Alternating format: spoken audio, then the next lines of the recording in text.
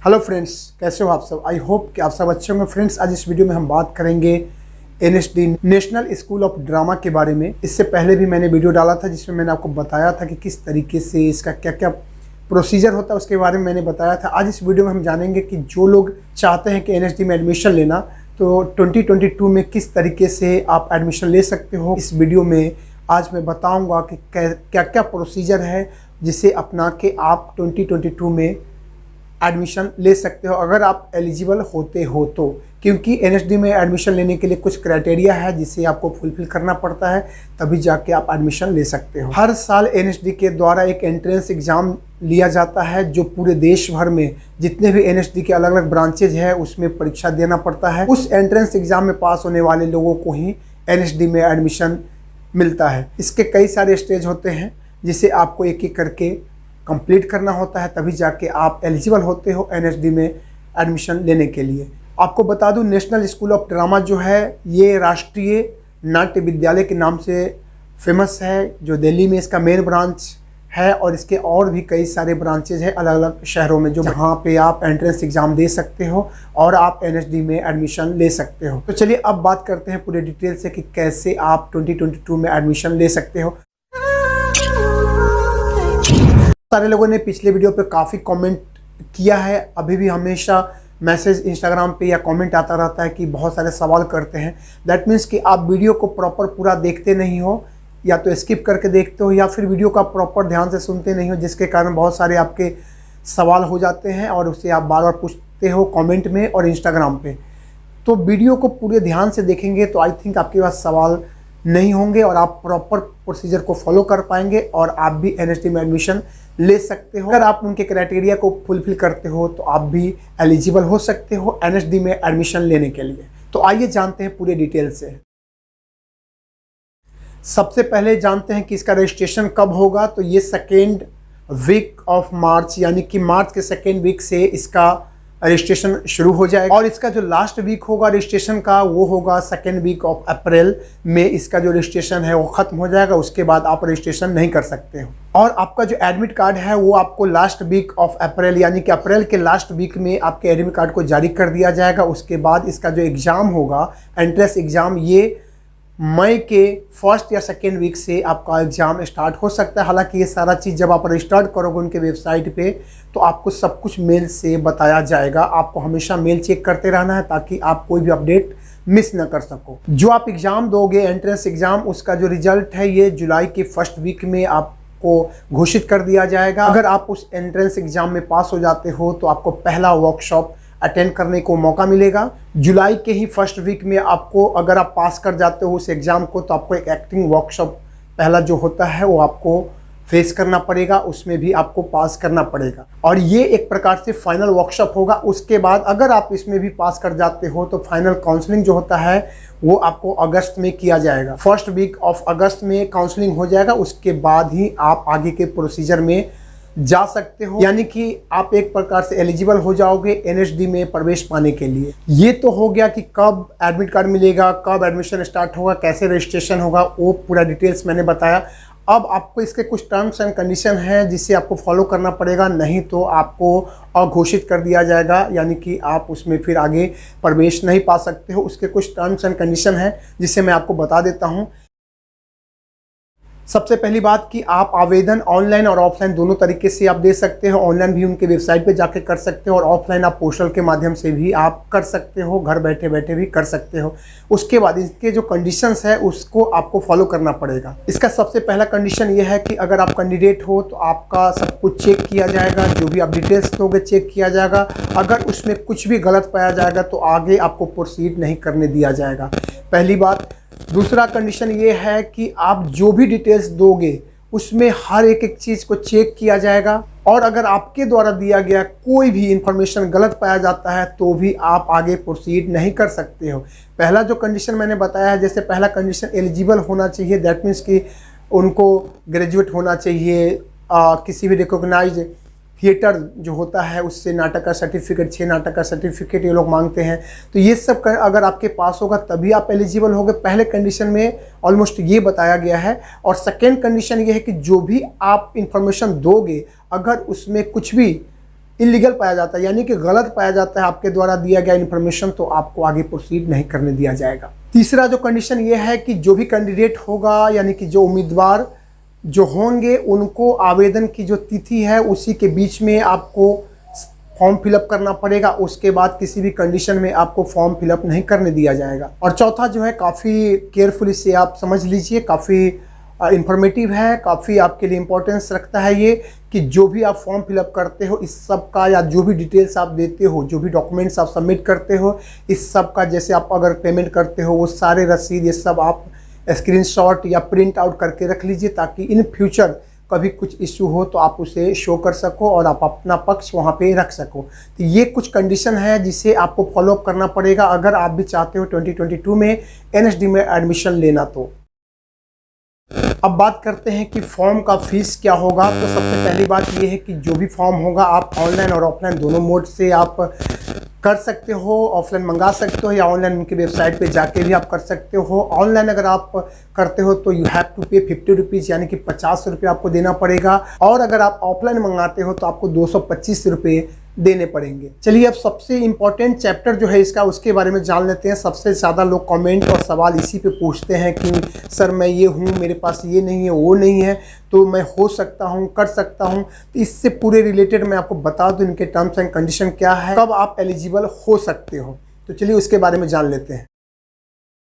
सबसे पहला आपकी आयु सीमा, यानी कि आपका एज 18 से 30 वर्ष के बीच में होना चाहिए। अनुसूचित जाति और अनुसूचित जनजाति जो होता है उनको 5 वर्ष का एक्स्ट्रा प्रेफरेंस दिया जाता है। जो कैंडिडेट होगा उनको किसी भी मान्यता प्राप्त, जो आपको ऑथोराइज जो बोर्ड है वहाँ से आपको ग्रेजुएट होना ज़रूरी है। अगर आप स्नातक होंगे तभी आप एलिजिबल हो सकते हो इसमें फॉर्म भरने को। तीसरा, जैसा कि मैंने आपको बताया कि जो भी कैंडिडेट होगा उनको थिएटर का अनुभव होना चाहिए, यानी कि आप किसी भी जो रिकमेंडेड थिएटर्स ग्रुप है उनसे 6 प्ले का आपके पास एक्सपीरियंस होना चाहिए। और साथ में जब भी आप कोई बढ़िया प्ले करते हो तो आपको एक सर्टिफिकेट भी दिया जाता है जो आपको वहाँ पे शो करना पड़ेगा जब भी आप अप्लाई करते हो एनएसडी के लिए। जो कैंडिडेट है उनको एटलीस्ट हिंदी और इंग्लिश की जानकारी होनी ही चाहिए, तभी आप एलिजिबल माने जाओगे। क्योंकि आपको इस दोनों में से कोई भी एक लैंग्वेज अगर दोनों आए तो अच्छी बात है, लेकिन एटलीस्ट आपको हिंदी आनी चाहिए। और उसके बाद इस ग्रुप से आपने नाटक प्ले किया है, वहाँ से अगर आप सिफारिश पत्र भी ले लेते हो तो भी आप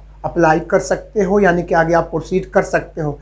मेरा कहने का मतलब है कि जिस ग्रुप से आपने प्ले किया है, 6 प्ले अगर आपने किया है, तो वहाँ से जो उनके हेड होंगे वो आपको एक सिफारिश पत्र दे सकते हैं, यानी कि वो रिकमेंड कर सकते हैं कि हाँ यहाँ से इस कैंडिडेट ने 6 नाटक यानी कि 6 प्ले हमारे साथ किया है।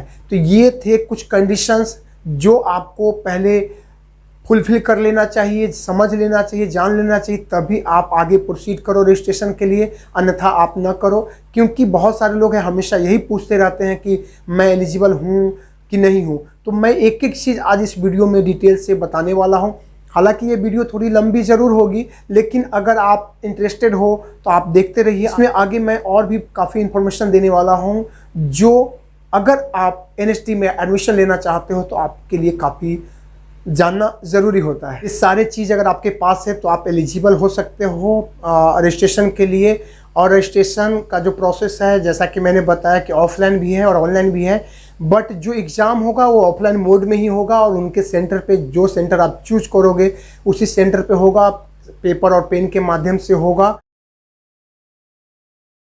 अब बात करते हैं कि आप एग्ज़ाम की तैयारी कैसे करोगे। तो जो भी एग्ज़ाम की तैयारी होगी इनके वेबसाइट पे वो सारा डिटेल्स दिया होगा, आपको ऑनलाइन ही वो सब कुछ दिया जाएगा और उसी के अंतर्गत जो भी दिया जाएगा उसी में से आपको पढ़ाई करनी है। जो भी सवाल होंगे उसी से रिलेटेड जो दिया गया रहेगा सिलेबस, उसी से रिलेटेड होगा। आपको उनके वेबसाइट से आप वो इट में भी PDF में होगा, आप उसे डाउनलोड करके आप तैयारी कर सकते हो। चलिए अब बात करते हैं कि तैयारी करते समय आपको किन किन बातों का और कैसे तैयारी करनी चाहिए, उसके बारे में भी मैं आपको कुछ टिप्स जो बताया जाता है एनएसडी की तरफ से, उससे आप ध्यान में रखिए ताकि आप अच्छी तैयारी कर सको। सबसे पहले आप जब भी तैयारी करो तो एक प्रॉपर टाइम शेड्यूल बना लो और आप स्ट्रिक्टली उसका पालन करना ज़रूरी है, तभी आप आगे आप उसकी अच्छे से तैयारी कर सकते हो। दूसरी बात, जो पिछले साल जो पूछे गए सवाल हैं या फिर जो सैम्पल क्वेश्चन है उसकी तैयारी आप करो, देख लो, ये आपको उनके ही वेबसाइट पे मिल जाएगा। तो उससे आपको काफ़ी बेनिफिट होगा एग्ज़ाम देते समय। तीसरी बात, आप पूरे सिलेबस को देखो, थ्रू आउट उसका रिवीजन करो, प्रैक्टिस करो और एग्ज़ाम पैटर्न को भी समझो कि किस तरीके से, यानी कि पिछली बार कैसे पूछा गया था, क्या पैटर्न है, उसको आपको समझना ज़रूरी है। चौथी बात कि आप नोट्स बनाओ और उसका पूरी तरह रिवीजन हमेशा करो ताकि आप एग्ज़ाम के समय कंफर्टेबल रहो, आपको सारी जो भी पूछा जाए उसको आप सही तरीके से हैंडल कर सको, जितने भी क्वेश्चन या जिस तरीके के क्वेश्चन पूछा जाए उसे आप हैंडल कर सको। और पांचवी सबसे इम्पॉर्टेंट बात ये कि किसी भी दूसरे तरह के भ्रामक बातों से विचलित ना हो, आप अपना फोकस पूरे अपने जो एग्ज़ाम है उस पर रखो।